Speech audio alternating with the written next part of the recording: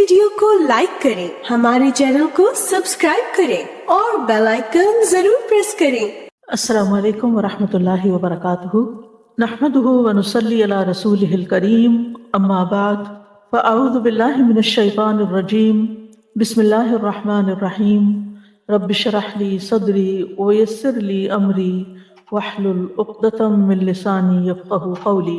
الحمد للہ تفرد عزا ومجدا وجلالا وتقدس بہاء وثناء وجمالا وتوحد عظمة وكبرياء وكمالا، تبارک ربنا سبحانہ وتعالی۔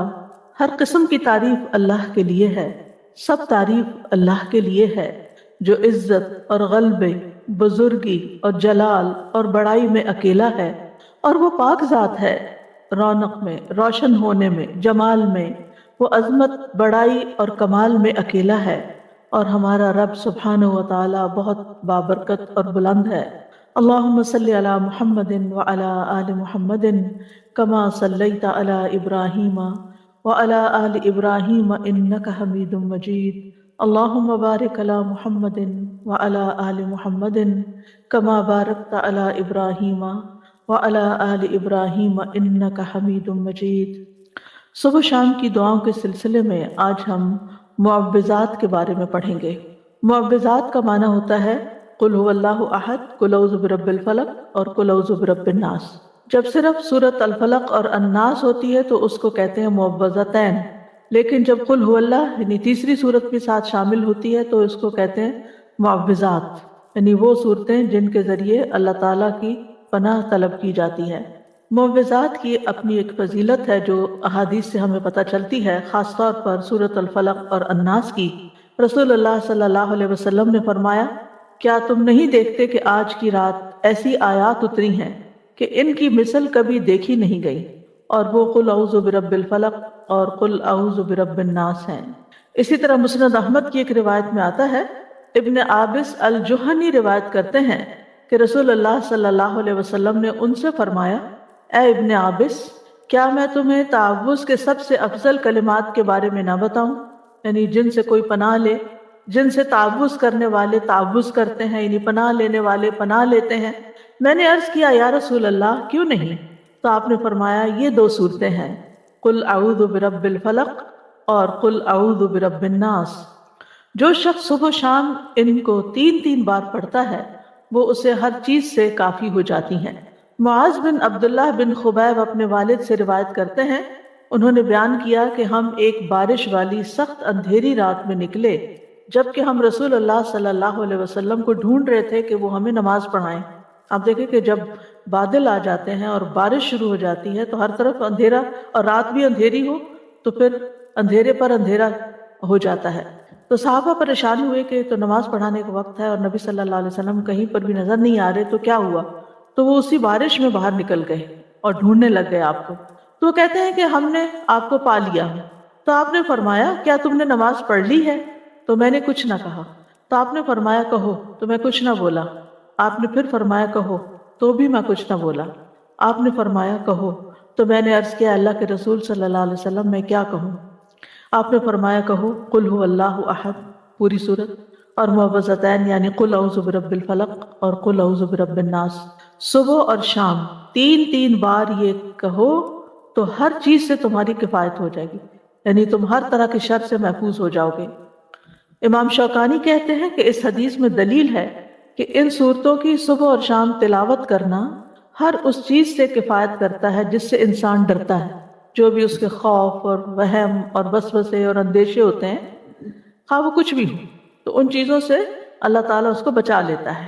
جہاں تک سورۃ الاخلاص کا تعلق ہے تو یہ سورت خالصتاً اللہ تعالیٰ کی صفات اور پاکی بیان کرنے پر مشتمل ہے، یعنی جب انسان اس کو پڑھتا ہے تو انسان اپنی توحید کو خالص کرتا ہے کہ میں اے رب تجھے اکیلا مانتا ہوں اور سب سے بڑا مانتا ہوں۔ قل هو اللہ احد میں آپ دیکھیے اللہ تعالیٰ اپنی ربوبیت میں، الوہیت میں، الہ ہونے میں، تمام اسماء و صفات میں اکیلا ہے، کسی صفت میں اس کا کوئی شریک نہیں۔ اللہ الصمد، الصمد کے بارے میں 3 اقوال ہیں۔ الصمد وہ سردار جس کی طرف لوگ قصد کر کے جائیں جس سے بڑا کوئی سردار نہ ہو، یعنی سب سے بڑا سردار۔ الصمد وہ جو نہ کھاتا ہو نہ پیتا ہو، الصمد وہ جو بے نیاز ہو، کسی کا محتاج نہ ہو۔ تو ان معنی کی بنا پر یہ لفظ صرف اللہ تعالیٰ ہی کے لیے استعمال ہو سکتا ہے، اللہ الصمد۔ ابو ہریرہ کہتے ہیں کہ یہ وہ ہستی ہے جو ہر ایک سے بے نیاز ہے، جبکہ ہر کوئی اس کا محتاج ہے۔ ہم اپنی تمام حاجتوں میں، ضرورتوں میں اسی کی طرف رجوع کرتے ہیں۔ لم یلد ولم یولد، اس میں بھی اللہ تعالیٰ کی کامل بے نیازی نظر آتی ہے کہ اس کو پیدا ہونے کے لیے کسی کی ضرورت نہیں تھی، اور نہ ہی اسے کسی اولاد کی ضرورت ہے کہ جو اس کا سہارا بنے۔ تو اللہ سبحانہ وتعالیٰ تو الاول والآخر ہیں، انہوں نے نہ وہ کسی سے جنم نہیں لیا اور نہ ہی انہوں نے کسی کو جنم دیا ہے، سب اس کی مخلوق ہے۔ اس کے علاوہ جو کچھ بھی ہے وہ سب مخلوق ہے اور وہی خالق ہے۔ وَلَمْ يَكُنْ لَهُ كُفُوًا أَحَدٌ، اور کوئی بھی اس کے برابر کا نہیں، نہ اس کے ناموں میں، نہ اس کے کاموں میں، نہ اس کی صفات میں اس کے ہمسر اور مثل کوئی بھی نہیں، نہ اس کے مرتبہ اور مقام کے برابر بھی کوئی نہیں، کوئی اس کے جوڑ یا ٹکر کا نہیں۔ تو اس کا مطلب یہ ہے کہ جب ہم یہ اقرار کرتے ہیں تو گویا ہم یہ کہتے ہیں کہ اللہ سبحانہ تعالیٰ سب سے بڑے ہیں، اور ہم اسی کو اپنا معبود سمجھ کر اسی کے آگے جھکتے ہیں۔ پھر قل اعوذ برب الفلق، یہاں پر اعوذ کا لفظ جو ہے یہ آوازہ سے ہے۔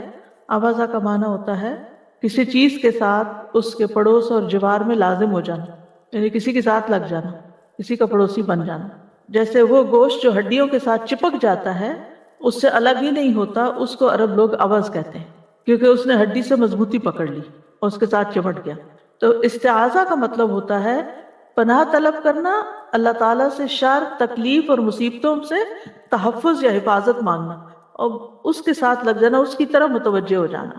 اور استعاذہ میں اللہ سبحانہ تعالیٰ کی تعظیم بجا لاتا ہے انسان، کیونکہ جو پناہ لیتا ہے وہ دراصل خوف میں ہوتا ہے، یعنی جب ہم پناہ لیتے ہیں تو ہمیں اندر ایک خوف ہوتا ہے کہ ہمیں کوئی بچا لے۔ تو جس سے وہ پناہ طلب کرتا ہے، لیتا ہے، وہ اس کا تحفظ کرتا ہے۔ یعنی جب ہم اللہ تعالیٰ کی پناہ لیتے ہیں تو پھر اللہ تعالیٰ ہمارا بچاؤ کرتے ہیں اور ہماری حفاظت کرتے ہیں، اور یہ اس کو دراصل تعظیم کہتے ہیں، یعنی ہم اللہ کو اپنے سے بڑا مان کر اس کی طرف جاتے ہیں، اور یہی تعظیم عبادت ہے۔ آپ دیکھیں کہ دنیا کی زندگی جو ہے وہ بہت سی آفات، تکلیفوں اور مصیبتوں سے بھری ہوئی ہے۔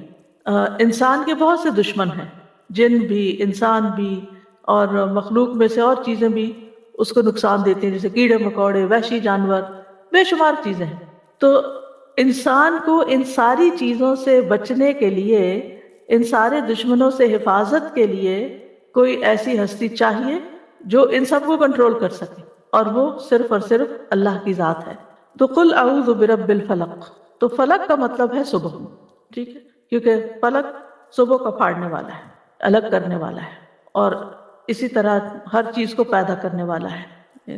علماء کہتے ہیں کہ اس میں اس بات کی طرف اشارہ ہے کہ جو اندھیروں کو اجالے میں بدل دیتا ہے اور روشن کر دیتا ہے، اور اندھیروں کو ختم کر دیتا ہے، تو وہ بیماری اور تکلیف کے اندھیروں کو بھی ختم کر سکتا ہے۔ یعنی جو ہستی، جو رب رات کو دن میں بدل دیتا ہے، وہ میرے دل کے غموں اور اندھیروں کو بھی دور کر کے اس کو روشن کر سکتا ہے، میرے دل کو بھی سکون عطا کر سکتا ہے۔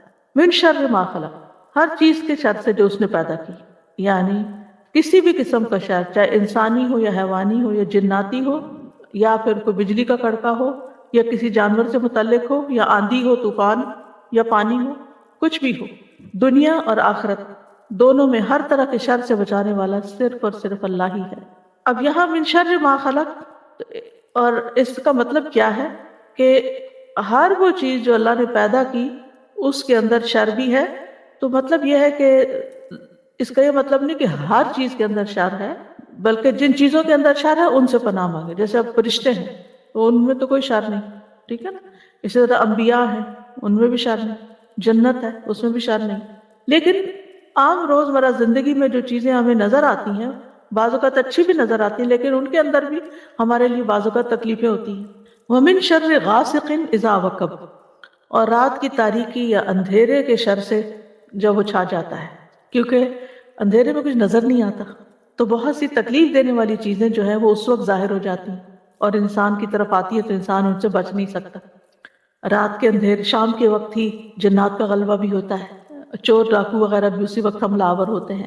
امام ابن قیم کہتے ہیں کہ رات اندھیرے کا مقام ہے، اور اس اندھیرے میں انسانوں اور جنات کے شیاطین اتنا غلبہ پاتے ہیں جتنا وہ دن کو نہیں پا سکتے، کیونکہ دن نور ہے اور شیطان کا زور اندھیروں میں ہے، اور وہ اندھیرے والی جگہوں میں چلتا ہے، اور ان لوگوں پر اس کا زور چلتا ہے جن کے دلوں میں اندھیرا ہے اور وہ تاریکی والے ہیں، یعنی شیطان انہی کو کنٹرول کر پاتا ہے۔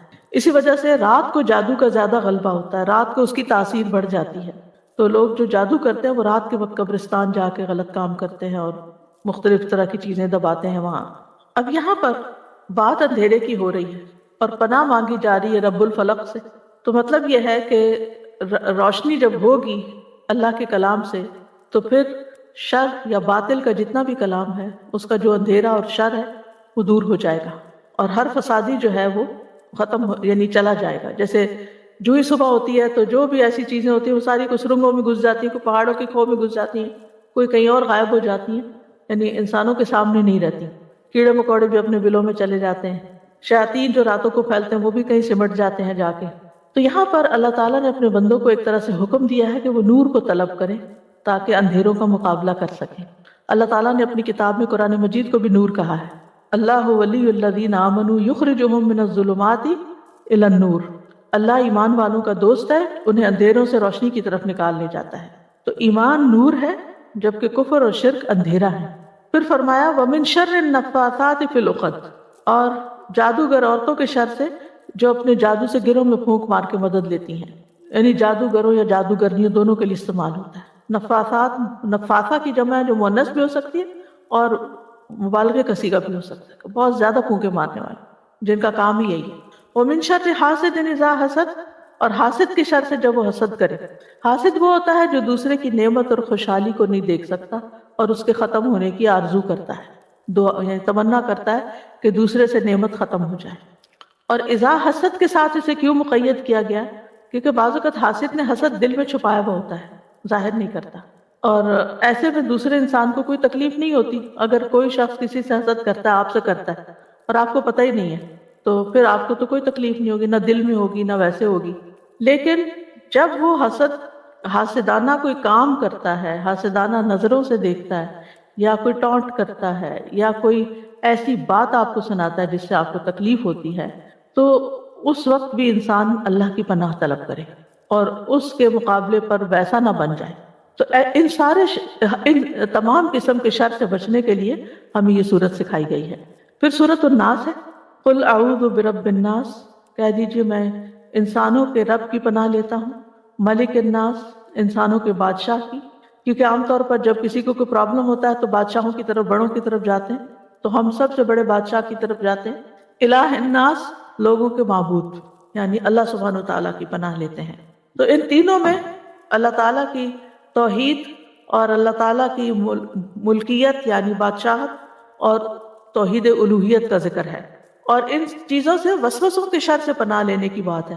آپ دیکھیں کہ پہلی صورت میں کتنی طرح کے شر تھے، لیکن اس صورت میں صرف وسوسوں کا شر ہے۔ تو اس سے کیا پتہ چلتا ہے کہ انسان کے سب سے بڑے دشمن اس کے اپنے ہی وسوسے جو اس کے دل میں آتے ہیں، چاہے اس کے اپنے نفس کی طرف سے آتے ہیں، کسی انسان کی طرف سے آتے ہیں، یا کسی شیطان کی طرف سے آتے ہیں۔ یہ جتنے نیگیٹو تھاٹس ہوتے ہیں جن کی کوئی بنیاد ہی نہیں ہوتی، کوئی اصل ہی نہیں ہوتی، یہ سب وسوسوں ہی کی شکل ہوتی ہے۔ یعنی کوئی ایک ایسی تکلیف دہ بات دل میں آ گئی، پھر ادھر سوچ اس سے انسان باہر نہیں نکل پاتا، اس کو بریک کرنا ضروری ہوتا ہے، اور اس کے لیے سب سے اہم ترین چیز ہے اللہ تعالیٰ کی پناہ لینا، اللہ سے مدد مانگنا۔ اور پھر شیطان کا وسوسہ کیا ہے کہ وہ لوگوں کے دل میں برا خیال ڈالتا ہے، اور بعض اوقات وہ شر یہ ہوتا ہے کہ انسان کو برائی کو خوبصورت بنا کے پیش کرتا ہے اور انسان اس کے جال میں آ جاتا ہے، یعنی چیز خراب ہے، غلط ہے، لیکن وہ اس کو اتنا خوبصورت بنا کے پیش کرے گا کہ انسان بھول ہی جاتا ہے کہ مجھے اس کام سے روکا گیا، مجھے یہ کرنا نہیں چاہیے، لیکن وہ اس کو اتنا اٹریکٹیو بنا دیتا ہے کہ انسان اس کے پیچھے چل پڑتا ہے، اور بعض اوقات اپنا مال، اپنا وقت، اپنی بہت ساری چیزیں اس کے پیچھے لگا کے ضائع کر دیتا ہے۔ تو یاد رکھیے کہ جو وسوسہ ڈالتا ہے اس کا طریقہ یہ ہے کہ وہ آتا ہے، خیال ڈال کے چلا جاتا ہے، پھر دیکھتا ہے کہ یہ ذرا بھولنے لگا، وہ دوبارہ آ جاتا ہے، پھر اسی لیے فرمایا کہ وسواس الخناس، جو پلٹ پلٹ کے آتا ہے، یعنی انسان کو چھوڑتا ہے ہی نہیں. انسان اور شیطان کی یہ جنگ جو ہے یہ مرتے دم تک ہے.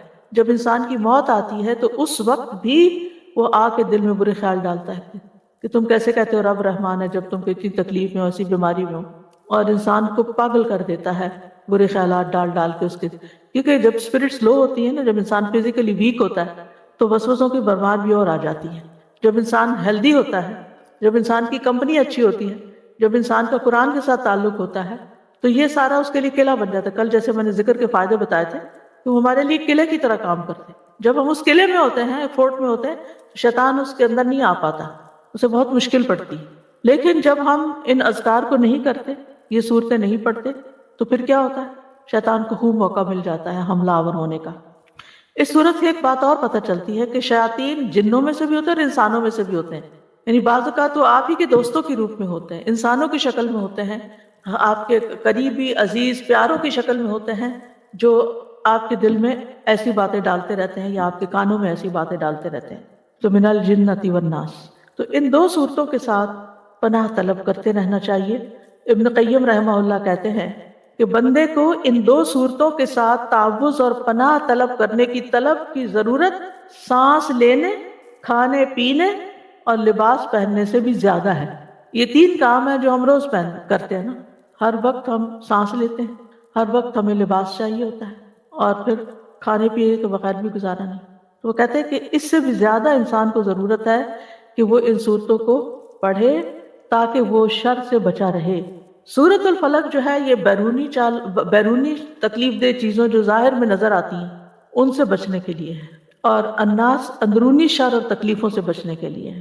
کیونکہ شیطان بھی چھپ کے وسوسہ ڈالتا، پتہ ہی نہیں چلتا، اور ہمارے نفس کے اندر سے جو خیالات اٹھتے وہ بھی نہیں پتہ چلتے. تو ہمیں ہر حال میں اللہ تعالیٰ کی پناہ لیتے رہنا چاہیے. اگر آپ اسے کوئی کچھ کہنا چاہیں. استاد یہ واقعی سچی بات ہے کہ یہ جو سورۃ الناس ہے یہ ایک چیز کو فوکس کیا ہوا ہے، وسوسوں کو. اور آج کل ہم دیکھتے ہیں کہ بہت سارے لوگ ان کی وجہ سے دین اور دنیا دونوں سے گئے ہوئے ہیں. بالکل.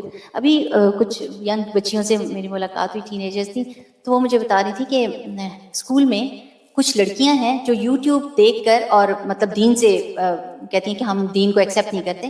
تو وہ ہمارے ساتھ بحث کر رہی تھی اور ہم ان کو ایکسپلین کر رہے تھے کہ اسلام میں یہ نہیں ہے جو تم کہہ رہی ہو، یہ نہیں ہے جو تم کہہ رہی ہو، تم غلط سوچ رہی ہو. پھر کہتی ہیں کہ ہم نے دیکھا کہ وہ دوسری لڑکیوں کے پاس جا کے وہی شک اور شبے والی باتیں کر رہی ہیں. تو انہوں نے کہا کہ جب ہم نے یہ دیکھا کہ ہم اس کو روک نہیں سک رہے تو ہم نے جا کے ان لڑکیوں کو بتا دیا beware of this girl, کہ یہ جو ہے یہ اچھی باتیں نہیں کر رہی، اس کا کنفیوژن ہے، اس کو ہمارے اس دین میں کوئی کنفیوژن نہیں. اور ماشاءاللہ مجھے اتنی خوشی ہوئی کہ ایٹ لیسٹ ان کو یہ پتا ہے کہ اب میں ان کو روک نہیں سکتی تو ان کو پروٹیکٹ کر لوں. الحمدللہ. تو اللہ سبحانہ تعالیٰ کرے کہ اگر یہ ہمارے بچے یہ صورتیں یاد کر کے صبح شام پڑھنے والے ہوں تو جو مرضی کوئی باتیں کریں ان پہ اثر نہیں ہوگی، اثر نہیں کرے گا، محفوظ نہیں. استاذہ جی کچھ لوگ ہوتے ہیں آس پاس آپ کے جو کہ نیگیٹو ہوتے ہیں، وہ آپ کو دیکھتے ساتھ ہی آپ کو کہیں گے آج آپ کی طبیعت نہیں ٹھیک لگ رہی ہے، آپ کی شکل پہ ایسے ہے، آپ یہ ہے، آپ کے بار بار آپ کے اوپر ایسے کمنٹ کریں گے تم کچھ ہے تمہیں. اچھا میں نے تو اتنا بھی دیکھا ہے کہ کچھ لوگ پیچھے ہی پڑ جاتے ہیں اور وہ کہتے ہیں کیا بات ہے تم یہ، اور بندہ وہ جو تھوڑی دیر کے لیے سوچنے بھی لگ جاتا ہے کہ ہاں مجھے کہیں کچھ بیماری ہے یا کچھ ہے. ایک تو آس پاس اپنے ہمیشہ نظر رکھنی چاہیے کہ ہمارے پاس کون لوگ کمپنی کیا ہے، کیسے لوگ ہیں. پازیٹیو لوگوں سے اور آس پاس پازیٹیو چیزیں دیکھنے سے بھی بہت فرق پڑتا ہے، اور پازیٹیو کام کرنے سے بھی. جیسے کہ قرآن کا روز ہر ایک بندہ اپنا ٹائم ٹیبل بنائے اور اس ٹائم ٹیبل کے مطابق اگر چلے تو میرا نہیں خیال ہے کہ وہ ایسے جالوں میں پھنس سکتا ہے. میں تو یہ کہوں گی کہ جال ہوتا ہے یہ لوگوں کا. بیسیکلی اس وقت جو بات ہو رہی ہے وہ ان صورتوں پہ فوکس کرنے کی ہے کہ ان کا پڑھنا ہمارے سانس لینے سے بھی زیادہ امپورٹنٹ ہے تاکہ اللہ تعالیٰ کی پروٹیکشن میں ہوں ہم. سودا جی جیسے آپ نے کہا کھانے پینے، سانس لینے اور لباس پہننے، یعنی ایوری ڈے کا ڈیلی ورک، تو ہم اپنے بچے کو کھانا کھلانے کے لیے کتنی جد و جہد کرتے ہیں، اس کو بٹھا کے کیا کیا کہانیاں سنا رہے ہیں، منہ بنا رہے ہیں، تحفے دے رہے ہیں اس کو تاکہ وہ خوش ہو جائے. کیا کبھی ایز اے مدر ہم لوگوں نے اس کو یہ وائٹامن دینے کی کوشش کی کہ یہ 3 بیٹا یہ پڑھ لو، اور میک شور کیا کہ وہ پڑھ رہا ہے کہ نہیں پڑھ رہا، اور اس کو سکھایا بھی ہے یا نہیں سکھایا. اور صبح اٹھتے ہی اس کے ساتھ پیار سے جو رائمز کرتے ہیں، پوئٹریز کرتے ہیں، وائی ناٹ یہ تینوں صورتیں اس کے ساتھ یہ پڑھنا شروع کر دیں ایٹ دا ایج اس آف کی ہیبٹ بن جائے. بچہ جو 6 مہینے کا ہے وہ سب سمجھ رہا ہے، میں نے دیکھا، اور وہ سن رہا ہے، وہ سلام اور اپنا نام سمجھنے لگا ہے. تو اس کا مطلب آپ نے اس کے ساتھ اگر یہ 3 صورتیں صبح میں پہلی دفعہ ہی پڑھ لی یا دودھ پلاتے پلاتے سنا دی تو انشاءاللہ تعالیٰ یہ ایج آف 2 تو یہ بولنا شروع کر دے گا یہ والی بات. السلام علیکم استاذہ جی. جیسے آپ نے یہ بتایا پڑھنے کے لیے، واقعی یہ بہت بہت زوردار چیز ہے. میں نے اپنے بچے کو بتایا ہوا ہے کہ یہ رات میں پڑھ کے جھاڑ کے سویا کرو ہر صورت میں. تو جو بیٹا میرا جہاں رہتا تھا نا، یہ پڑھائی کر رہا ہے وہاں پہ، تو وہ وہاں پہ ایک صاحبہ ہیں جو ہر وقت کہتی ہیں کہ آؤ میرے ساتھ قرآن پڑھو. بہت لوگ اٹیچ ہو گئے ان سے نا، لیکن وہ یہ والی بات ہر وقت کہتی ہیں، وسوسہ ڈالتی کہ سنتوں کا کوئی ذکر نہیں ہے، کچھ بھی نہیں ہے، اور یہ قرآن اللہ کے یہاں سے آیا اور سننا. تو وہ میرا بیٹا ہمیشہ ہی کہتا ہے وہی بات کہ انسان بھی وسوسے ڈالتے ہیں. کہتا امی مجھے لگتا ہے یہ مینٹل کیس ہے، اور وہ ہمیشہ اسی بات میں کہتا ہے کہ یہ میرا دل نہیں مانتا. تو مجھے لگتا ہے قل اللہ قل اعوذ برب الفلق اس سے بچتے ہیں نہیں بچے ماشاء اللہ سے. میرا تھوڑا سا سوال یہ تھا کہ جو اس میں ہے کہ ہم گروہ میں پھونک مارنے والیاں، اس کا مجھے ہمیشہ ہی کنفیوژن رہتا ہے کہ لائک پھونک مارنے والا، جیسے ہم بھی تو پڑھ کے اپنے اوپر پھونکتے ہیں، تو مجھے تھوڑی سی جی، ہم اللہ کا کلام پڑھ کے اپنے ہاتھوں پہ پھونک کے پھر ان ہاتھوں کو اپنے سارے جسم پر پھیر کے جھاڑ دیتے ہیں. تو اسی طرح جو لوگ جادو کرتے ہیں وہ جادو کے کلمات پڑھتے ہیں، شیطانوں کو پکارتے ہیں، اور جو ان کا مطلوب ہوتا ہے اس سے متعلق لفظ بولتے ہیں. جیسے نام لیں گے فلان قتل شد، فلان قتل شد، فلان قتل شد مثلا، یا ان کی طلاق ہو جائے، طلاق طلاق طلاق، وہ بولتے ہیں اور پھر اس ایسے کر کے پھر اس کو گرہ لگا دیتے ہیں. یعنی اس قسم کے، یہ میں مثال دے رہی ہوں، ٹھیک ہے. بعض لوگ تالے پہ پڑھ کے اس کو لاک لگا دیتے ہیں. جی، سوئیاں بھی آپ نے دیکھی ہوں گی، شکل بناتے ہیں، گڑیا بنا لیتے ہیں اور اس کے اوپر سوئیاں چبوتے ہیں. وہ تصور میں اس شخص کو بناتے ہیں کہ یہ فلاں ہے، امیجن کرتے ہیں، اور پھر اس کے اوپر. جی تمینہ، آج ہی صبح اتفاق کی بات ہے، آج صبح ہی مجھے کسی نے میسج کیا کہ ان کا بیٹا اور بہو بہت اچھے سے رہ رہے تھے، لیکن ان کو آپس میں بس لڑائی جھگڑا شروع ہو گیا اور کہا میں نے رہنا نہیں. لڑکی چلی گئی، بہت انہوں نے سمجھایا کیا، کہتے کوئی سمجھ نہیں ہے. کچھ عرصہ پہلے انہوں نے مجھ سے کانٹیکٹ کیا تو میں نے ان سے کہا کہ سورۃ البقرہ پڑھیں اور گھر میں. اچھا، اتفاق سے ان کو بیڈ کے میٹرس کسی طرح اٹھایا، اس کے نیچے سے کالے کپڑے میں گرے لگی ہوئی ملی. اچھا، وہ انہوں نے بتائی نہیں، وہ کالا ان کے ہسبینڈ نے اٹھا کے تو ٹریش میں ڈال دیا، ٹریش باہر چلا گیا، گرے ہی نہیں کھولی. پتہ ہی نہیں ہمیں کہ جادو سے نکلنا کیسے. یہ تو کلام کی برکت سے اللہ نے وہ چیز دکھا دی کہ یہ چیز فساد کی جڑ. اب ہونا یہ چاہیے تھا کہ جیسے نبی صلی اللہ علیہ وسلم پر جب وہ جادو کا اثر ہوا تھا تو وہ کنویں سے نکلوایا گیا تھا، وہ دھاگے جس پر بال تھے آپ کے اور وہ جس پہ ناٹس تھی، تو آپ ایک ایک گرہ کو ایک ایک آیت پڑھتے جا رہے تھے اور ایک ایک گرہ کھولتے جا رہے. وہ 11 گرے تھے اور 11 یہ آیتیں پڑھ کے تو جو ہی یہ پڑھا کہ کھولا گیا تو آپ اس کیفیت سے باہر آ گئے. جادو اس سے ٹوٹ جاتا ہے سورہ ناس سے؟ جی، الفلق اور ناس سے ٹوٹ جاتا ہے. السلام علیکم ورحمۃ اللہ وبرکاتہ. استاذہ، جیسے کبھی کوئی بولتا ہے نا کہ آپ ہے نا دم کروائیں کچھ کسی سے، اور پھر آپ کے ہے نا ہسبینڈ اگینسٹ ہوتے ہیں اس کے، تو پھر اس میں ہمیں کیا کرنا ہے؟ آپ کو لگتا ہے واقعی آپ کی صحت طبیعت بہت خراب ہو رہی ہے، گر رہی ہے، آپ کے اوپر اثرات ہیں یا جادو کسی نے کیا ہے، کوئی میڈیسن آپ کو سوٹ نہیں ہو رہی، تو پھر اس میں کیا کرنا ہے؟ علاج کروانا انسان کا بنیادی حق ہے.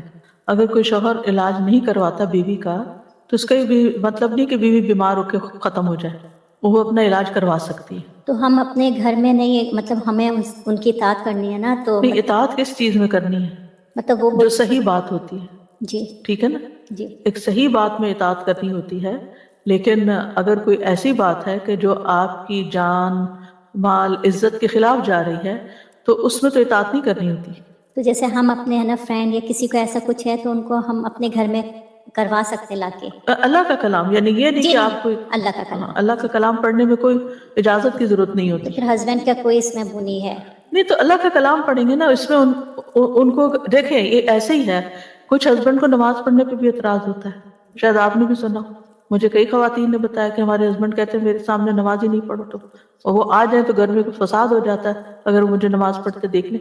اب اس کا کیا مطلب ہے کہ عورت نماز چھوڑ دے گی؟ نہیں، اللہ کی عبادت ہے، تو بیماری کے وقت قرآن سے شفا حاصل کرنا بھی ایک عبادت کی قسم ہے، بجائے اس کے کہ انسان غلط ٹوٹکے اور جادوگروں کے پاس جائے، قرآن سے علاج میں کوئی حرج نہیں۔ میں یہ تو نہیں کہوں گی کہ وہ کوئی جادو والے یا اس طرح کے تھے، کہ ایک طرح سے صحیح العقیدہ سیمنگلی کوئی مولانا صاحب امام صاحب تھے، کچھ پیرنٹس نے اپنی اولاد کی کسی ایشو کے لیے ان کو گھر بلایا اپنے، اس اولاد کے اوپر جیسے دم کراتے ہیں نا، راقی یا کوئی اس طرح کا، تو وہ انہوں نے کہا کہ اس اولاد کی قد کے برابر دھاگا لائیں، وہ 3 دفعہ وہ قد کے برابر کا دھاگا ریپ کر کے اس کے اندر وہ کچھ قرآن ہی سے کچھ پڑھتے رہے اور ملٹیپل ناٹس باندھتے رہے، اور پھر انہوں نے کہا کہ اس دھاگے کو ان پہ اس طرح یعنی جسم کے اس حصے پر باندھ دیا جائے، اینڈ اٹ واز لائک کہ بالکل غلط بات ہے، بالکل کلیئرلی بات تھی نا، کیونکہ فوراً اس وقت یہ سورہ فلق ہی ذہن میں آئی کہ یہ کیوں گرے باندھ رہے ہیں، یہ جادو ہی کی قسم ہے، جادو ہی، یہی میں ناٹ لگا کے پڑھنا، چاہے آپ سورت ہی پڑھ رہے ہوں، یہ درست نہیں، یہی میں کہنے والی تھی کہ ہمیشہ کہیں یعنی کہ محتاط رہیں۔ ایگزیکٹلی، کیونکہ لوگ اس کو کہنے کو کوئی نہیں کہے گا کہ یہ جادو ہے، وہ تو کہیں گے نہیں نہیں یہ تو امام صاحب فلاں مسجد سے ہم لائے ہیں دس دیٹ، لیکن we have to be very careful کہ یہ اس طرح کے حضرات بھی کر رہے ہیں۔ پھونک تو مار سکتے ہیں، پھونک مارنا درست ہے، ناٹ لگانا درست نہیں ہے۔ پانی پہ بھی دم کر سکتے ہیں، لیکن پانی دم کرتے ہوئے گلاس کے بیچ میں پھونک نہیں مارتے، اس سے منع کیا گیا، نبی صلی اللہ علیہ وسلم نے غذا کے اندر پھونک مارنے سے منع کیا ہے۔ یا پھر یہ کہ جو متاثرہ حصہ ہے، مثلا وسوسے آتے ہیں تو نماز میں بھی آپ اعوذ باللہ السمیع العلیم من الشیطان الرجیم من ہمزہ ونفخہ ونفثہ پڑھ کر تو اپنے دل کی طرف تھتکاریں، نماز میں بھی آپ پھونک مار سکتے ہیں اپنے اوپر۔ پھر ایک اور دعا ہے، بسم اللہ الذی لا یضر مع اسمہ شیء فی الارض ولا فی السماء وہو السمیع العلیم، اللہ کے نام سے، وہ ذات جس کے نام کے ساتھ کوئی چیز زمین میں اور آسمان میں نقصان نہیں دے سکتی، اور وہ بہت سننے والا، بہت جاننے والا ہے۔ یہ ایک بہت ہی خوبصورت دعا ہے جو ناگہانی آفات سے بچنے کے لیے صبح و شام پڑھنے کے لیے کہا گیا ہے۔ سنن نبی داؤد میں ہے، عثمان بن عفان رضی اللہ عنہ کہتے ہیں، میں نے رسول اللہ صلی اللہ علیہ وسلم سے سنا، آپ فرماتے تھے جس نے شام کو 3 بار یہ دعا پڑھ لی اسے صبح تک کوئی اچانک مصیبت نہیں آئے گی، یہی دعا بسم اللہ الذی لا یضر آخر تک، اور جس نے صبح کے وقت یہ دعا 3 بار پڑھ لی اسے شام تک کوئی اچانک مصیبت نہیں آئے گی۔ راوی کہتے ہیں کہ اس حدیث کو روایت کرنے والے ابان بن عثمان کو فالج ہو گیا، ابان حضرت عثمان کے بیٹے تھے، تو جو حدیث سن رہا تھا وہ بڑا حیران ہوا اور ان کو حیرانی سے دیکھنے لگا، اور جو فالج زیادہ حصہ ہوگا خاص طور پہ اس کو کہ بھئی یہ کیا ہے، پھر تم کہتے ہو کہ اچانک مصیبت نہیں آئے گی، یعنی اچانک کوئی بیماری نہیں آئے گی، اچانک کوئی شر نہیں آئے گا، تو پھر یہ فالج کیسے ہو گیا؟ انہوں نے کہا کیا ہوا، مجھے کیا دیکھتے ہو؟ اللہ کی قسم میں نے عثمان رضی اللہ عنہ پر جھوٹ نہیں بولا کہ ان کے ریفرنس سے میں نے بات کی ہے کہ انہوں نے مجھے بتایا، اور نہ ہی عثمان رضی اللہ عنہ نے نبی صلی اللہ علیہ وسلم پر جھوٹ بولا، لیکن جس دن مجھے یہ فالج ہوا اس دن میں غصے میں تھا اور یہ کلمات پڑھنا بھول گیا تھا۔ تو اس سے یہ پتہ چلتا ہے کہ اگر آپ چھوڑ دیتے ہیں ایک دن بھی تو نقصان ہو سکتا، نہ بھی ہو، ضروری بھی نہیں، لیکن موسٹ پروبیبلی کوئی مصیبت آ بھی سکتی ہے۔ جی ہاں، یعنی جب تقدیر نے نافذ ہونا ہو تو انسان بھول بھی جاتا ہے۔ تو بسم اللہ، اللہ کے نام کے ساتھ پناہ لیتا ہوں۔ لا یضر مع اسمہ شیء فی الارض، یعنی اللہ کا نام لینے سے کوئی چیز زمین میں نقصان نہیں دیتی، یعنی جو اللہ کے نام کو اپنے ساتھ رکھتا ہے، اللہ کے نام کا ورد کرتا رہتا ہے، اپنے لیے لازم کرتا ہے، اس کو کوئی چیز نقصان نہیں دیتی، یعنی اللہ کے نام سے، اللہ کے نام کی برکت کی وجہ سے کوئی چیز نقصان نہیں پہنچا سکتی، نہ زمین میں نہ آسمان میں۔ زمین میں تو بہت ساری طرح طرح کی مصیبتیں، اور آسمان سے یعنی اوپر بلندی سے بارش اتر سکتی ہے، زیادہ برف پڑ سکتی ہے، اولے پڑ سکتے ہیں، بجلی کڑک کے گر سکتی ہے، یعنی کوئی بھی چیز اوپر سے اچانک آ سکتی، یا ہوا کوئی چیز اڑا کے آپ کے اوپر لا کے گرا سکتی، اینی تھنگ۔ تو نہ اوپر سے نہ نیچے سے کوئی چیز نقصان نہیں دیتی۔ وہو السمیع العلیم، اور وہ ہر چیز کو سننے والا، سارے اقوال کو اور سارے افعال ہمارے خوب جاننے والا ہے۔ تو یہ دعا ان اذکار میں سے ہے جن کی ہر مسلمان کو صبح و شام پابندی کرنی چاہیے، تاکہ اللہ کے حکم سے اچانک پہنچنے والی مصیبتوں، بلاؤں اور تکلیفوں اور نقصان سے انسان محفوظ رہ سکے۔ امام قرطبی کہتے ہیں کہ یہ حدیث صحیح ہے، صادق و امین صلی اللہ علیہ وسلم کی ہے، اس پر ہمیں دلیل اور تجربے ہر 2 طرح سے اطمینان ہے۔ دلیل تو یہ ہے کہ یہ ثابت صحیح حدیث ہے، اور تجربہ ایکسپیرینس بھی کیا انہوں نے. وہ کہتے ہیں کہ جب میں نے یہ روایت سنی تھی، جب سے میں نے یہ روایت سنی تھی تو میں پابندی سے اس کو پڑھتا تھا. پھر جب مجھ سے چھوٹ گئی تو مدینہ میں ایک رات مجھے بچھو نے کاٹ لیا. جب میں نے خوب سوچ بچار کی تو مجھے یاد آیا کہ میں نے یہ کلمات نہیں پڑھے تھے. تو یاد رکھیے کہ اس میں اصل جو حفاظت کا سبب ہے وہ اللہ کا نام ہے. بسم اللہ الذی لا یضر.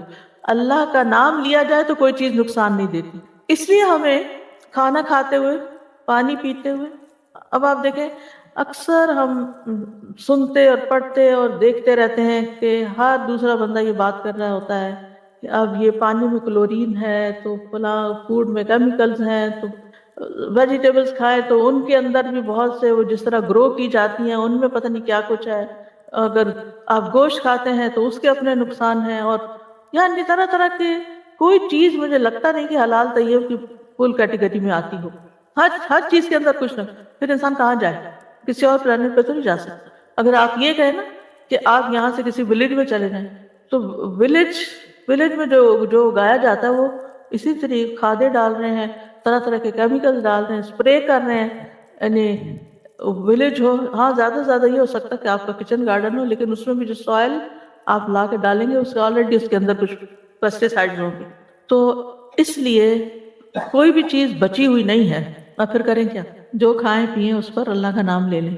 اور اگر کسی چیز کے بارے میں زیادہ شک ہو تو پوری دعا پڑھ لیں، بسم اللہ الذی لا یضر مع اسمہ شیء فی الارض ولا فی السماء وهو السمیع العلیم. خاص طور پہ اگر کوئی دوائی وغیرہ کھا رہے ہیں یا کوئی انجیکشن لگا رہے ہو کہ آپ کو اس کے سائیڈ افیکٹس کا خوف ہے، یا آپ سرجری کے لیے جا رہے ہیں، یا مطلب کوئی بھی چیز جس سے آپ کو خوف ہے، خطرہ ہے، وہم ہے، تو آپ اس سے بچنے کے لیے یہ دعا پڑھ لیں. میٹھا پسند ہے تو اس کو اسے کھاتے ہوئے بھی پڑھ لیا کریں.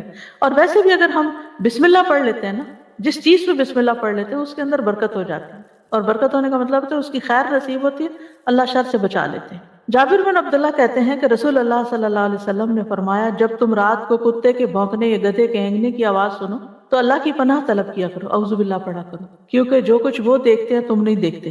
جب لوگ سو جاتے ہیں تو باہر نہ نکلا کرو، کیونکہ اللہ عز و جل رات کے وقت اپنی مخلوق میں سے جس کو چاہتا ہے پھیلا دیتا ہے. اور اللہ کا نام لے کر دروازے بند کیا کرو، یعنی اپنے کمرے کا دروازہ بند کر رہے ہو یا گھر کا بند کر رہے ہو، بسم اللہ پڑھ کے کیا کریں، کیونکہ شیطان وہ دروازہ نہیں کھولتا جسے اللہ کا نام لے کر بند کیا گیا ہو.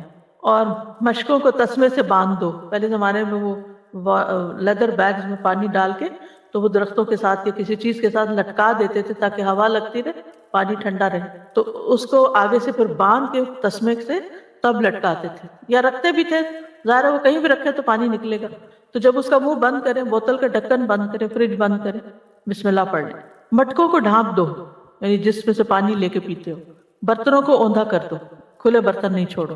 یہ حفاظت کے سارے طریقے ہمارے دین نے ہمیں سکھائے ہیں، اور اللہ سے بڑھ کر کون جانتا ہے، جس نے وحی کے ذریعے نبی صلی اللہ علیہ وسلم کو یہ ساری باتیں سکھائیں اور پھر آپ نے ہم تک یہ پہنچائیں. تو ہمارا دین کتنا خوبصورت دین ہے کہ جس میں صرف دین اور آخرت نہیں بلکہ دنیا میں رہنے کے طریقے بھی سکھائے اور دنیا میں حفاظت کے ساتھ رہنے کے طریقے بتا دیے.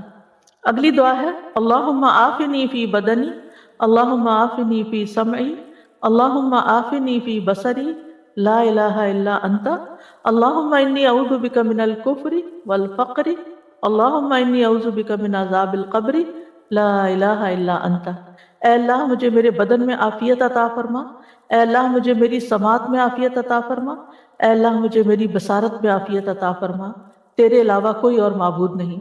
اے اللہ میں کفر اور فقر سے تیری پناہ میں آتا ہوں، اے اللہ میں عذاب قبر سے تیری پناہ میں آتا ہوں، تیرے سوا کوئی معبود نہیں.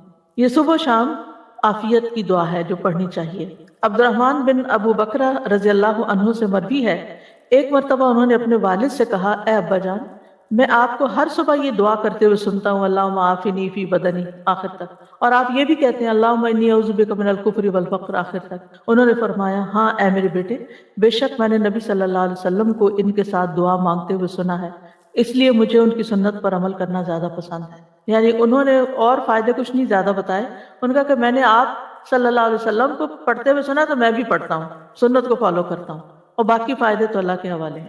جب وہ میں اس کو فالو کروں گا تو فائدے ہی فائدے ہیں. سنت کو یعنی پہلے بھی میں نے یہ بات ذکر کی تھی کہ چاہے اللہ کے کلام سے یا دعاؤں سے آپ نے دنیا کی کسی مصیبت سے بھی بچنا ہو، کسی بیماری سے نکلنا ہو، نیت عبادت کی کریں کہ اللہ میں یہ تیرا ذکر تیری عبادت کی نیت سے کر رہی ہوں، تو اسے قبول کر لے اور مجھے اس مشکل سے نجات دے۔ اس کا 3 دفعہ صبح و شام 3 دفعہ یہ کلمات دہراتے تھے۔ تو اللہم عافنی فی بدنی، مطلب یہ کہ اللہ مجھے میری ساری جسمانی بیماریوں سے اور آفتوں سے سلامتی دے۔ عافنی فی سمعی اور عافنی فی بصری، یہ عمومی دعا کے بعد، پورے جسم کی دعا کے بعد پھر خاص اعضاء کے لیے دعا ہے، کیونکہ یہ دل کی طرف جانے کے راستے ہیں۔ کان اور آنکھ دل کی طرف جاتے ہیں، اور دل صحیح ہو تو سارا جسم صحیح ہوتا ہے، اور اگر دل خراب ہو تو جسم بھی بیمار ہوتا ہے۔ تو اس لیے اللہ سبحانہ تعالیٰ اس کے اندر پائے جانے والے ہر فتنے سے جو آنکھ کے ذریعے اندر جاتا ہے اور کان، اس سے بھی بچائے، کیونکہ جب آپ ایسی چیزیں دیکھتے ہیں کہ کوئی باتیں ایسی سنتے ہیں جن سے آپ کی طبیعت خراب ہوتی ہے، پریشانی ہوتی ہے، تو پھر آپ وہی سوچتے چلے جاتے ہیں اور آپ کا اچھا بھلا دن خراب ہو جاتا ہے۔ تو جب ہم یہ دعا مانگ لیں کہ اللہ اس میری آنکھ کو اپنی عافیت میں رکھ، یعنی یہ کوئی ایسی چیز بھی نہ دیکھے جو تجھے ناپسند ہو، اور اگر کوئی ایسی چیز ہے کہ جس کو دیکھنا خوف کا یا غم کا یا تکلیف کا باعث ہے، اس سے بھی محفوظ رکھ۔ بہت بلیغ دعا ہے۔ اور اللہم انی اعوذ بک من الکفر والفقر، 2 چیزوں سے خاص طور پر پناہ مانگی گئی، ایک کفر سے اور ایک فقر سے۔ کفر میں ایمان نہیں ہوتا، فقر میں مال نہیں ہوتا۔ ان 2 چیزوں سے محرومی جو ہے وہ بھی بہت بڑی محرومی ہوتی ہے، کہ جس کی وجہ سے انسان کی زندگی بڑی مشکل میں ہوتی ہے۔ ایمان نہ ہو تو اس کی روحانی زندگی ساری ڈسٹرب، اور مال نہ ہو تو اس کی دنیا کی زندگی ساری مصیبت میں۔ تو یہ دونوں چیزیں بھی بڑی ضروری ہیں زندگی گزارنے کے لیے۔ ایمان کے بغیر تو خیر گزارا ہی نہیں، لیکن مال کے بغیر بھی گزارا نہیں۔ اور پھر قبر کے عذاب سے پناہ، یعنی دنیا تو گزر جائے گی، لیکن پھر آگے جو منزل آنے والی ہے اس وقت تو ہم دعا بھی نہیں کر سکتے، وہاں کے لیے بھی دعا اب مانگنی ہے، تیاری ابھی کرنی ہے۔ تو اس لیے عذاب قبر جو عالم برزخ میں ہوگا، جو روح اور جسم پر ہوگا، جو بھی اس کے مستحق ہوں گے، اور یہ عذاب برحق ہے۔ نبی صلی اللہ علیہ وسلم ایک مرتبہ بآواز بلند فرما رہے تھے، اے لوگو عذاب قبر سے اللہ کی پناہ مانگا کرو، عذاب قبر برحق ہے، یعنی اس کو جھٹلاؤ نہیں، یہ سچا ہے۔ اور یہ مسند احمد کی روایت ہے حضرت عائشہ سے۔ تو اس سے پتہ چلتا ہے کہ انسان کو ہمیں ہمارے دین نے وہ باتیں بتا دی ہیں جو کل ہونے والی ہیں، جن کو معلوم کرنے کا کوئی اور ذریعہ ہے ہی نہیں۔ مثلا آپ کی آنکھ میں کوئی تکلیف ہو گئی ہے، آپ جائیں آنکھوں کے ڈاکٹر کے پاس، وہ مشینوں سے، لیٹسٹ مشینوں سے چیک کرے گا، ایک ایک چیز کر کے، کئی پردوں کے اندر جا کے دیکھ کے بتا دے گا آپ کو کیا مسئلہ ہے۔ لیکن قبر کے اندر کیا ہو رہا ہے یہ کون بتائے گا؟ کوئی انسان نہیں بتا سکتا، وہ تو اللہ ہی بہتر جانتا ہے۔ تو اللہ تعالیٰ نے نبی صلی اللہ علیہ وسلم کے ذریعے ہمیں اس مصیبت سے بچنے کے لیے بھی دعا سکھا دی۔ پھر ایک اور دعا ہے، اللہم انی اسألک العافیۃ فی الدنیا والآخرہ، اللہم انی اسألک العفو والعافیۃ فی دینی و دنیایا و اہلی و مالی، اللہم استر عوراتی و آمن روعاتی، اللہم احفظنی من بین یدی و من خلفی وعن یمینی وعن شمالی ومن فوقی واعوذ بعظمتک ان اغتال من تحتی۔ اے اللہ میں دنیا اور آخرت میں تجھ سے عافیت کا سوال کرتا ہوں۔ اے اللہ میں تجھ سے اپنی دنیا اور دین اور اپنے اہل خانہ اور مال کے متعلق درگزر اور عافیت کا سوال کرتا ہوں۔ اے اللہ میرے عیبوں پر پردہ ڈال دے اور خوف سے مجھے امن عطا کر دے۔ اے اللہ آگے، پیچھے، دائیں، بائیں اور اوپر کی جانب سے میری حفاظت فرما، اور میں تیری عظمت سے تیری پناہ میں آتا ہوں کہ مجھے نیچے سے اچک لیا جائے، یعنی زمین میں دھنسنے سے پناہ چاہتا ہوں۔ عبداللہ بن عمر رضی اللہ عنہ کہتے ہیں کہ رسول اللہ صلی اللہ علیہ وسلم صبح و شام یہ دعا مانگنا نہیں چھوڑتے تھے، یعنی آپ نے کبھی یہ دعا نہیں چھوڑی تھی۔ تو اے اللہ، کیا دعا ہے؟ اللہم انی اسألک العافیہ، اے اللہ میں تجھ سے عافیت کا سوال کرتا ہوں، یعنی سلامتی اور نجات کا۔ عافیت کا معنی کیا ہے؟ سلامتی اور نجات۔ سلامتی کس سے؟ کہ تکلیف آئے نہ، اور نجات کس سے؟ کہ اگر آ گئی ہے تو جان چھوٹ جائے اس سے۔ پھر دنیا والآخرہ، دنیا میں عافیت یعنی ہر طرح کے مصائب اور شر سے حفاظت، اور آخرت میں عافیت آخرت کی ہر تنگی اور تکلیف سے۔ کتنی خوبصورت دعا ہے۔ اس میں بھی صرف دنیا نہیں بلکہ آخرت کو بھی یاد رکھا گیا، کیونکہ مومن کی زندگی میں آخرت دنیا سے کچھ کم نہیں ہوتی، ویری امپورٹنٹ۔ اللہم انی اسألک العفو والعافیۃ، اب یہاں پر عافیت کے ساتھ عفو کا بھی ذکر کیا گیا، اور عافیت دوبارہ پھر مانگی گئی، یعنی مغفرت اور درگزر کرنے کا سوال کرتا ہوں۔ فی دینی و دنیایا، دین اور دنیا کے متعلق۔ دینی معاملات میں عافیت سے مراد کیا ہے؟ کہ میں اللہ تعالیٰ کے کسی حکم کی نافرمانی نہ کروں، اور مجھے ہر طرح کی خلاف ورزی سے اور بدعت سے سلامتی نصیب ہو، میں عافیت میں رہوں کہ کہیں اللہ کو ناراض نہ کروں۔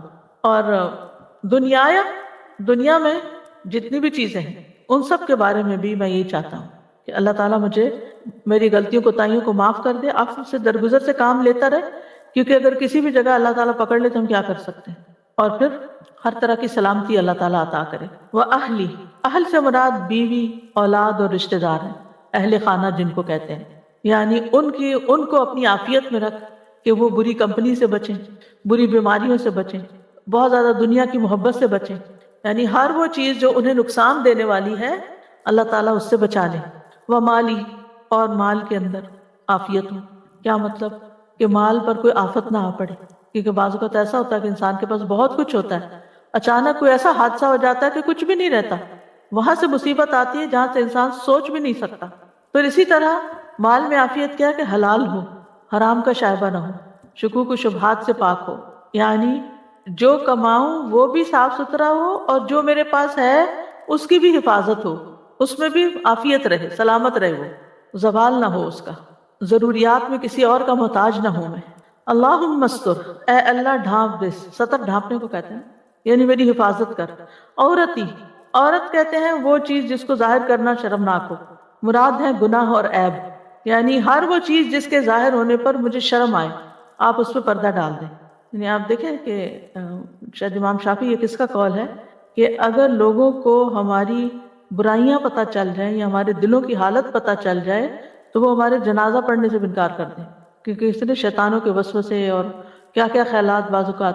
تو اس میں آپ دیکھیے کہ جب انسان اللہ سے دعا مانگتا ہے کہ اللہ مجھے بچا کے رکھ، تو پھر یہ شر کم ہوتا ہے۔ وَآمِن رَوْآتِي، اور مجھے ہر اس چیز سے اطمینان اور امن بخش دے جو خوف زدہ کرے، یعنی جو میرے لیے گھبراہٹ کا سبب بنے۔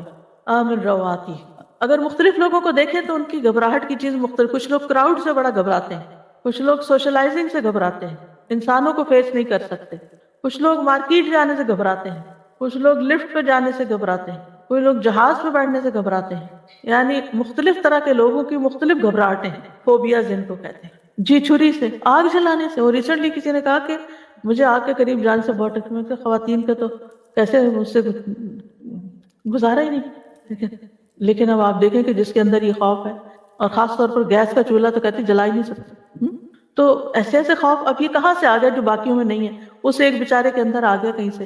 تو ایسے ہی ہر ایک کے اندر کسی کسی ایسی چیز کا خوف ہوتا ہے، اور پھر اسی طرح کچھ لوگوں کو ایسے نفسیاتی مرض لگ جاتے ہیں کہ جی شام ہوتے ہی ان کو ڈپریشن ہوتا ہے، موسم تبدیل ہوتا ہے، یا پھر اسی طرح جیسے کوئی کام کر لیتے ہیں تو ان کو وہم رہتا ہے پتہ نہیں کیا یا نہیں، وہم کی بیماری۔ پھر اسی طرح گھر پتہ نہیں لاک کیا کہ نہیں، گاڑی تک جا کے بیٹھ جائیں گے، پھر وہاں سے بیچارے نکلیں گے، پھر آ کے دروازہ چیک کریں گے بند کیا کہ نہیں، پھر جا کے بیٹھیں گے تو پھر خیال آئے گا شاید میں نے صحیح چیک نہیں کیا، پھر دوبارہ جائیں گے۔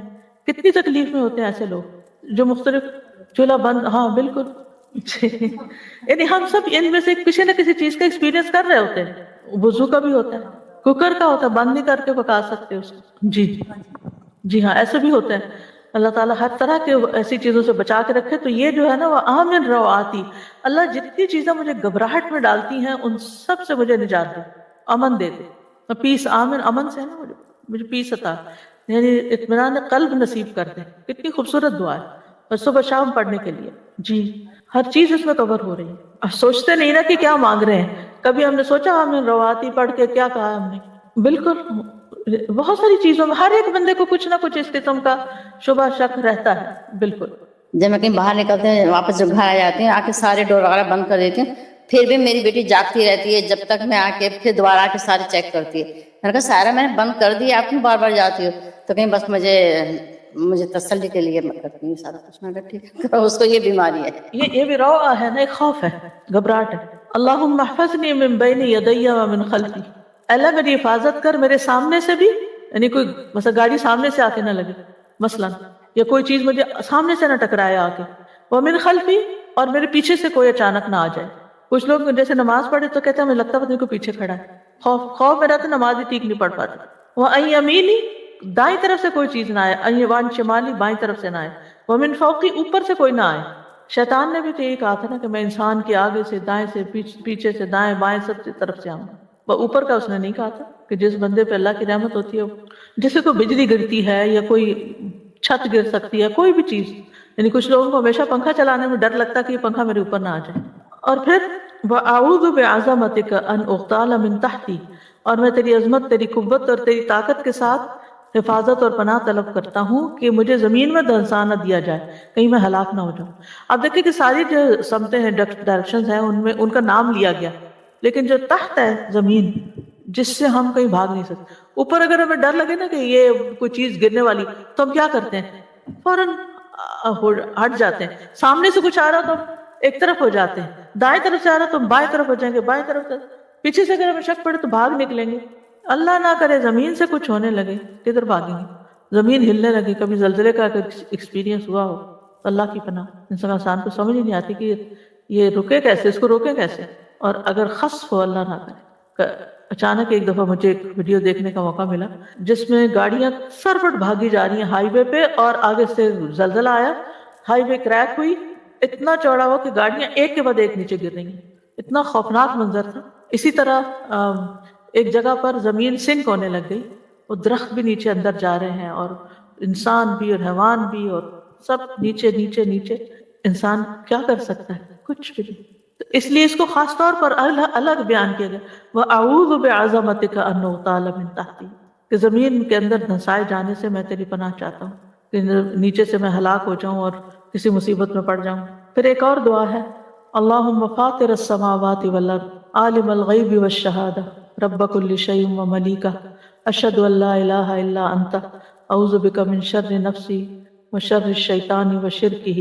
اے اللہ، آسمانوں اور زمین کے پیدا کرنے والے، غیب اور حاضر کے جاننے والے، ہر چیز کے رب اور مالک، میں گواہی دیتا ہوں کہ تیرے علاوہ کوئی معبود نہیں۔ میں اپنے نفس کے شر سے تیری پناہ میں آتا ہوں، اور شیطان کے شر اور شرک سے تیری پناہ میں آتا ہوں۔ یہ دعا بھی صبح و شام پڑھی جائے گی۔ ابو بکر صدیق رضی اللہ عنہ نے عرض کیا، اے اللہ کے رسول، مجھے کچھ ایسے کلمات کا حکم دیجئے جنہیں میں صبح و شام پڑھا کروں، یعنی جنہیں میں صبح کروں اور شام کروں تو کہہ لیا کروں۔ آپ نے یہ کلمات سکھائے۔ آپ نے فرمایا جب صبح اور جب شام کرو، اور جب اپنے بستر پر آؤ تب بھی اس دعا کو پڑھ لیا کرو۔ اب آپ دیکھیے کہ نبی صلی اللہ علیہ وسلم اپنے دوست، اپنے بہت عزیز دوست حضرت ابو بکر کو یہ دعا سکھا رہے ہیں۔ کتنی قیمتی دعا ہے، اور اس میں بھی اللہ تعالیٰ کے ناموں اور صفات کا واسطہ ہے کہ اے اللہ جو آسمانوں اور زمین پیدا کرنے والا ہے۔ یعنی فطرہ کہتے ہیں جب کوئی کام شروع کر کے اس کو بنایا اور پیدا کیا جائے۔ پھر عالم الغیب ہے، یعنی سب چیزوں کو جاننے والا ہے جو ابھی وجود میں بھی نہیں آئی، غیب میں ہے۔ شہادہ کہتے ہیں، عالم الغیب والشہادہ، شہادہ کہتے ہیں جو سامنے نظر آ رہا ہو، جس کو دیکھ سکیں آپ۔ اور ایک اور قول ہے کہ غیب وہ ہے جو بندوں کی نظروں سے اوجھل ہے، اور شہادہ وہ ہے جس کو وہ دیکھتے ہیں۔ اور اسی طرح کہا گیا کہ غیب پوشیدہ اور شہادہ ظاہر۔ اسی طرح کہا گیا غیب سے مراد آخرت اور شہادہ سے مراد دنیا۔ پھر اسی طرح ایک معنی یہ بھی کیا گیا کہ جو پہلے ہو چکا گون، اور جو اب آگے آنے والا ہے۔ اور پھر اس میں رب کل شیء، جو رب ہے ہر چیز کا، وہ ملیک اور اس کا مالک، اس کی پناہ لیتا ہوں، من شر نفسی، اپنے ہی نفس کے شر سے۔ اب اس کا خاص طور پر نفس کا ذکر آ گیا یہاں، کیونکہ ان النفس لامارۃ بالسوء، نفس انسان کو بہت زیادہ برائیوں کا حکم دیتا ہے، دنیا کی فنا ہونے والی لذتوں کی طرف لے جاتا ہے اور آخرت کو بلوا دیتا ہے۔ وشر الشیطان، اور شیطان کے شر سے، وشرک ہی، اور اس کے شرک سے، یعنی جس کا وہ حکم دیتا ہے۔ اسی طرح اس کو شرک ہی بھی پڑھا گیا ہے۔ شرک جال کو کہتے ہیں جس سے مچھلی یا پرندے وغیرہ کا شکار کیا جاتا ہے۔ تو شیطان کا بھی ایک جال ہوتا ہے جس سے وہ انسانوں کا شکار کرتا ہے، دونوں طرف سے پڑھ سکتے ہیں۔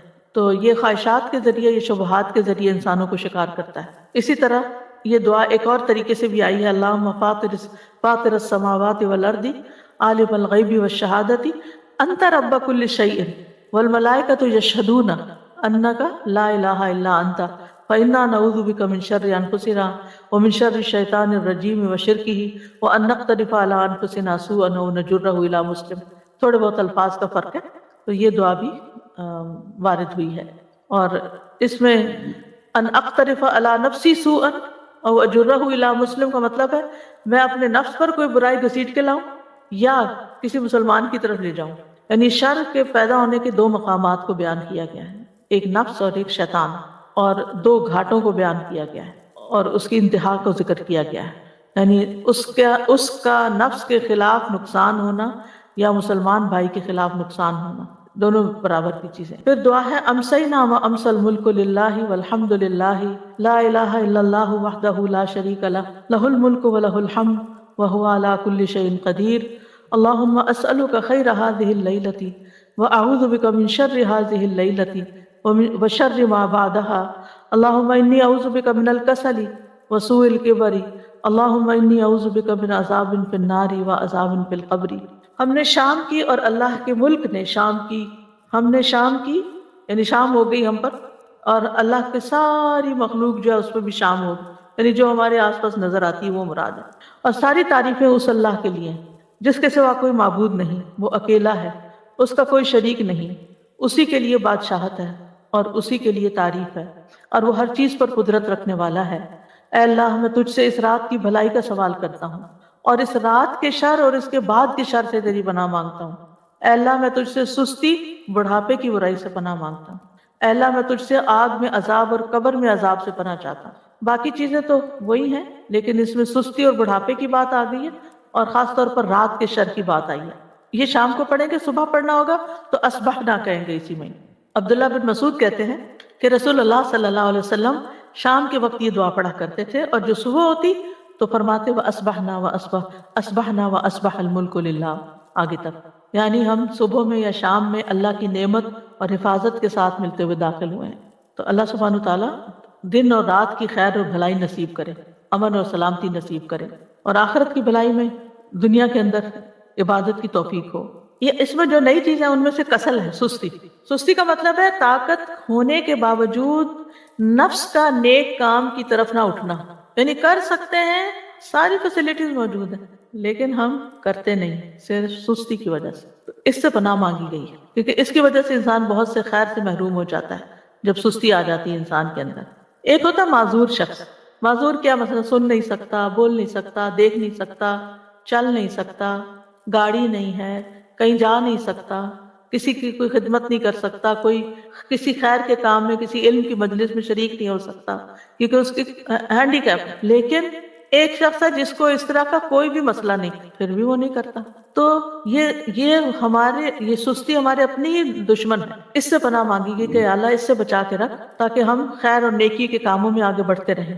پھر سوء الکبر کی بات بھی ہے، بڑھاپا، سخت بڑھاپا، کیونکہ اس میں بھی انسان کی عقل چلی جاتی ہے، سوچ بچار میں خرابی ہو جاتی ہے، اور دیگر بہت سے امور یعنی دوسروں کے لیے تکلیف دہ ہو جاتے ہیں. کوالٹی آف لائف نہیں رہتی بالکل. اور پھر سارے عذابوں میں سے جہنم اور قبر کے عذاب کی یہاں بات کی. یہ دونوں انتہائی سخت عذاب ہیں، یعنی مرنے کے بعد جو پہلا عذاب ہے قبر کا وہ سخت ہے، اور آخرت میں جو سب سے بڑا عذاب ہے وہ جہنم کا ہے. پھر ایک اور دعا ہے اللہم بک اصبحنا وبک امسینا وبک نحیا وبک نموت والیک المصیر. اور شام کے وقت اللہم بک امسینا وبک نحیا وبک نموت والیک النشور. اے اللہ ہم نے آپ کے نام کے ساتھ صبح کی، اور آپ کے نام سے شام کی، اور آپ کے نام سے زندہ ہے، اور آپ کے نام پہ ہم مرتے ہیں، اور آپ ہی کی طرف لوٹنا ہے. تو یہاں صبح شام اللہ کی طرف لوٹنے کو یاد کروایا جا رہا ہے کہ یہ یاد رکھو واپسی بھی ہے ایک دن، ہمیشہ کے لیے نہیں آئے اس دنیا میں.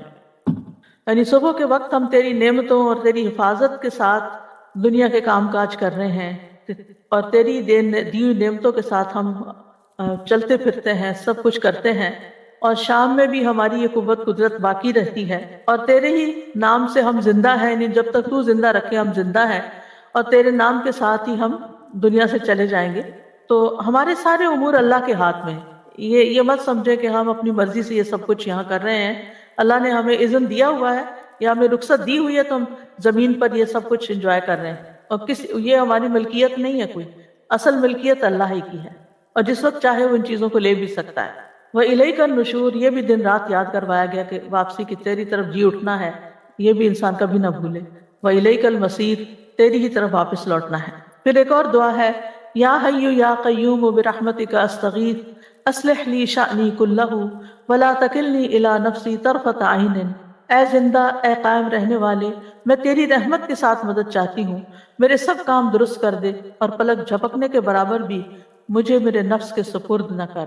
نبی صلی اللہ علیہ وسلم نے حضرت فاطمہ کو یہ دعا صبح شام پڑھنے کی تلقین کی تھی. حضرت فاطمہ سے آپ صلی اللہ علیہ وسلم نے فرمایا جو میں تمہیں وصیت کرتا ہوں اسے سننے سے تمہیں کیا چیز مانے ہے، یعنی توجہ سے سنو. مراد ہے کہ تم جب صبح شام ہو تو یہ دعا پڑھو یا حی یا قیوم برحمتک استغیث اصلح لی شانی کلہ ولا تکلنی الی نفسی طرفۃ عین.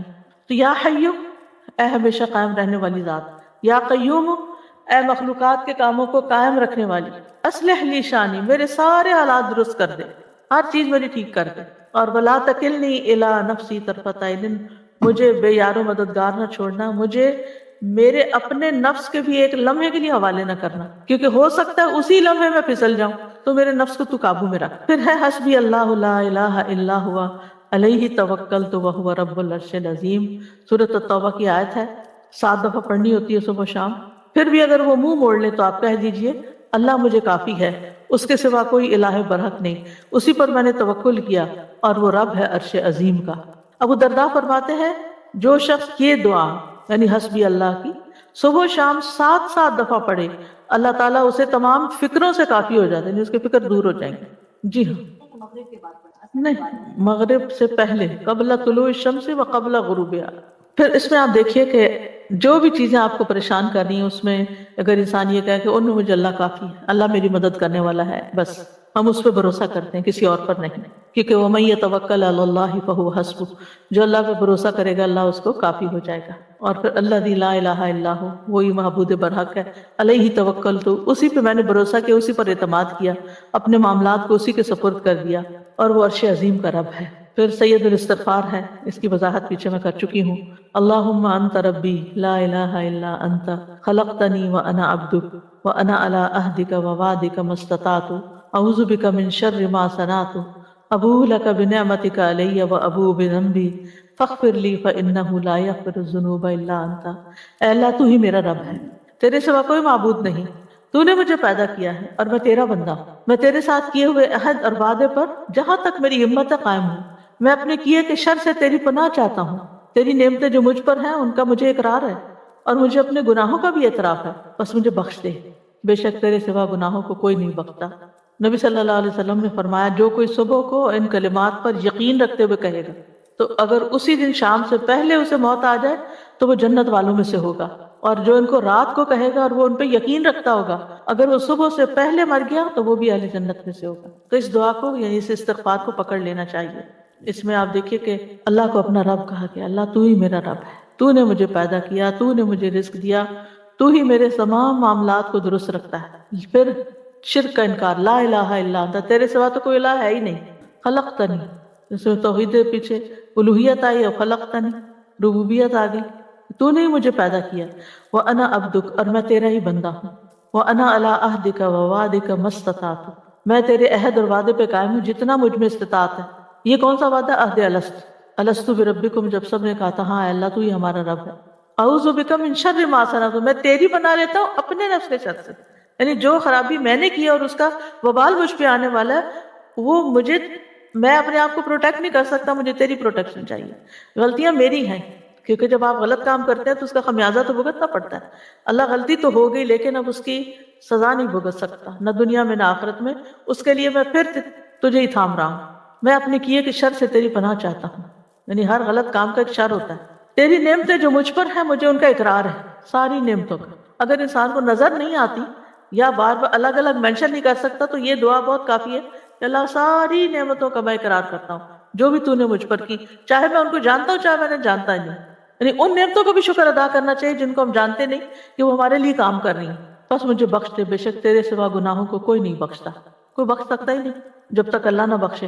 نبی صلی اللہ علیہ وسلم نے یہ استغفار سے کھایا، پھر فرمایا جو کوئی صبح کو ان کلمات پر یقین رکھتے ہوئے کہے گا اگر اسی دن شام سے پہلے اسے موت آ جائے تو وہ جنت والوں میں سے ہوگا، اور جو ان کو رات کو کہے گا اور ان پر یقین رکھتا ہوگا اگر وہ صبح سے پہلے مر گیا تو بھی اہل جنت میں سے ہوگا۔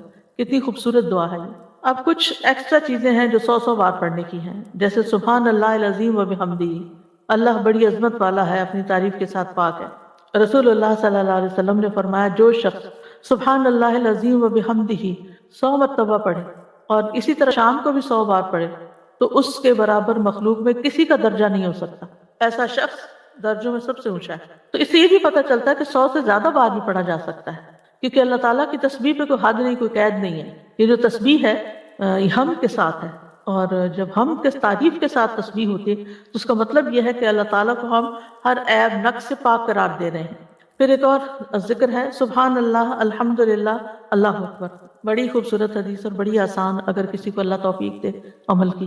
رسول اللہ صلی اللہ علیہ وسلم نے فرمایا جو سورج نکلنے سے پہلے اور غروب ہونے سے پہلے 100 بار سبحان اللہ پڑھے، یہ 100 اونٹنیوں کو قربانی میں ذبح کرنے سے افضل ہے۔ جب آپ سنتے ہیں نا کہ نبی صلی اللہ علیہ وسلم نے حج کے موقع پر 100 اونٹ قربان کیے تو ہم کہتے ہیں ہم تو زندگی میں سوچ بھی نہیں سکتے۔ اگر آپ سوچ نہیں سکتے اور آپ کو شوق ہے پھر بھی، تو آپ یہ کلمات صبح اور شام 100 بار پڑھیں، سبحان اللہ۔ اور جو سورج نکلنے اور غروب ہونے سے پہلے، اوقات کی پابندی ہے یہاں، 100 مرتبہ الحمدللہ پڑھے، یہ 100 گھوڑے جہاد میں سواری کے لیے دینے سے افضل ہے کہ مجاہد اس پہ بیٹھ کے کہیں جائے اللہ کے راستے میں جہاد کرے، تو اس سے بھی افضل ہے کہ آپ 100 بار الحمدللہ پڑھیں۔ اور جو سورج نکلنے سے اور غروب ہونے سے پہلے 100 مرتبہ اللہ اکبر پڑھے، یہ 100 غلام آزاد کرنے سے افضل ہے۔ کتنا اجر و ثواب ہے اس کا۔ خاص طور پر وہ خواتین جن کے بچے چھوٹے نہیں ہیں، جن کی جابس نہیں ہیں، جو گھر پر ہوتی ہیں، ان کے لیے بڑا اچھا موقع ہے، فجر کی نماز پڑھیں، اس کے بعد بیٹھ کر سورج نکلنے سے پہلے اپنے یہ اذکار کر لیں۔ اسی طرح صبح کے وقت کے کچھ اور اذکار اور دعائیں بھی ہیں، جیسے سبحان اللہ و بحمدہ عدد خلقہ ورضا نفسہ وزنۃ عرشہ ومداد کلماتہ۔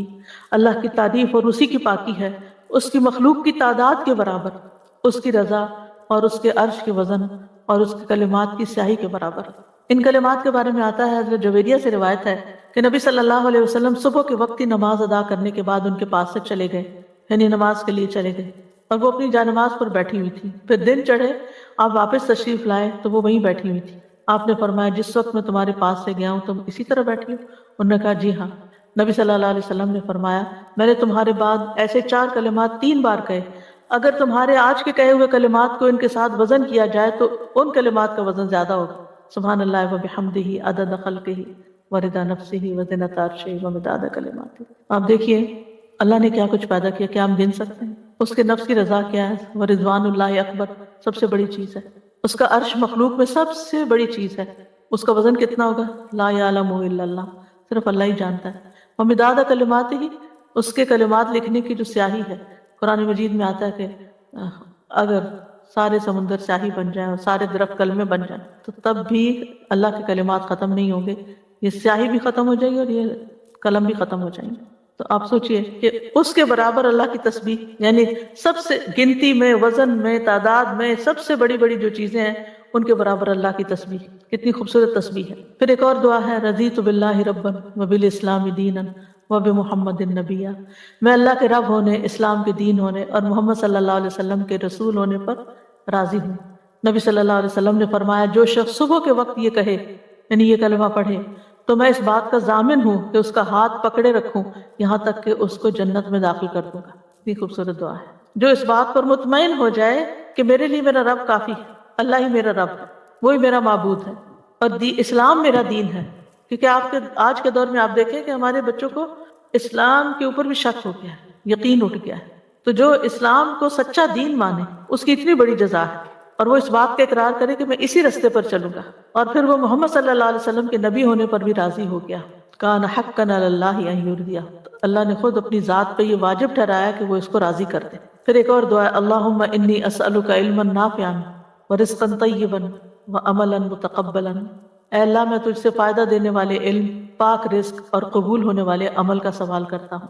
حضرت ام سلمہ کہتی ہیں جب صبح کے وقت نبی صلی اللہ علیہ وسلم نماز سے سلام پھیرتے تو فرماتے اللہم انی اسألک علما نافعا ورزقا طیبا وعملا متقبلا۔ ہر روز انسان کو یہی چیزیں تو چاہیے ہوتی ہیں، فائدہ مند علم بھی چاہیے ہوتا ہے، اور پاک صاف حلال رزق بھی چاہیے ہوتا ہے، اور جو عمل وہ کرے اس کی قبولیت کی گارنٹی بھی چاہیے ہوتی ہے۔ اور اصل میں تو عمل مانگ رہے ہیں کہ اللہ نیکیوں کی توفیق دے دے۔ بالکل، علم جو ہے وہ روحانی ضرورت پوری کرتا ہے ہمارا، اور رزق جو ہے کھانا پینا وہ جسمانی ضرورت پوری کرتا ہے۔ تو جب یہ 3 چیزیں اس کا ٹارگٹ بنے گی صبح صبح کہ یہ 3 چیزیں میں نے دن میں حاصل کرنا ہے، علم حاصل کرنا ہے، رزق کمانا ہے، اور پھر اچھے عمل کرنے، تو پھر وہ اپنے پلان کرے گا، دن کو ٹارگٹ سیٹ کرے گا۔